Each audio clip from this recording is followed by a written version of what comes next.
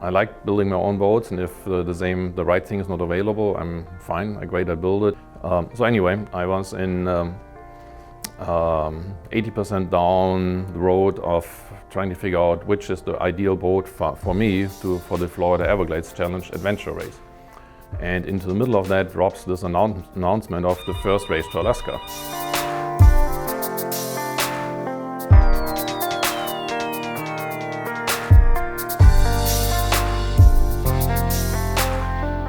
When the first announcement dropped, I said, no, this is crazy. But I was super intrigued, and I followed it very closely and tracker every day and all of that. And a week or so after the race finished, I said, well, it's still crazy, but I think I can do this. And I ended up talking to Colin Angus, bought a set of his plans before he had them even completely finished, and started building. So my boat was finished 18 months ago. I got it on the water 3 times before the race to Alaska last year, 2017. And luckily, I have to say, it broke down in around Nanaimo. In hindsight, I wouldn't have been ready for the tougher parts north of Vancouver Island. So it's probably better I didn't make it further last year. I would have been between impossible and tough. And the year in between, I used to first fix what was wrong and then sail it a lot, including the Florida Everglades Challenge this March, which is, compared to this, was a piece of cake. It's and fun to do, but relatively easy. The race to Alaska stands out because, number one, the tides up here are very difficult and very limiting. Difficult to figure out, sophisticated to figure out. And one thing I didn't appreciate or didn't know fully before I got into it is that it essentially limits your window in which you can move here. If you put your restrictions on yourself, on my case, because I did it single-handed, that I don't want to go too often at night because I need to rest anyway, so I might as well sleep when it's dark. If I don't want to move at night too much, and I cannot row against a tide that's stronger than a knot without wearing myself out, well, that means that my moving window during the day is only half a day long. And that influences your tactic and what you can do. And the end it means is I do end up rowing against a tide, because you have certain narrows, you have to make certain tidal gates, getting around certain islands, certain tips. If you don't, it can mean that if you miss it by an hour or two, that you're losing an entire day.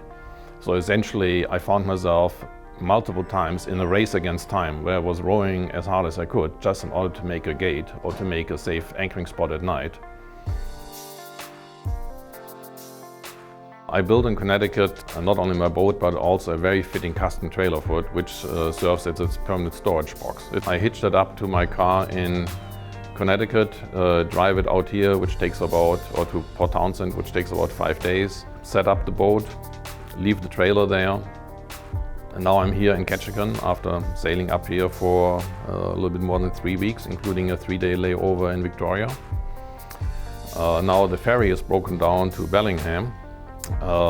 Next one goes 10 days from now, so which means that I will now put the boat on a ferry to Prince Rupert. In order to get the boat from here onto the ferry, I had to put a set of wheels together. Ended up buying 2 wheelbarrows at a local hardware store. It's a hilarious construction, sits in the parking lot to the ferry right now. And in Prince Rupert, I will try to leave the boat there, then get myself back to Port Townsend, hop into my car and the trailer, drive it back up to Prince Rupert, which is about 1,000 miles. Then load the boat into the trailer and then drive across the Canadian Rockies back to Connecticut. Well, I'm still coming down from my 18,000 feet euphoria here, and I'm certainly not yet back to normal and settled. I suspect it won't be too long until I start feeling a little bit empty because of the task accomplished and now all the other things dropping away. Relaxed, accomplished, happy, I made it. It was very important to me to finish this because I felt that last year I flunked out because of some stupid little boat building mistake at the wrong place. So finishing this race, again making it to the finish line and not dropping out for whatever reason was very important to me. I absolutely wanted to get here. There was no way I was going to drop out again.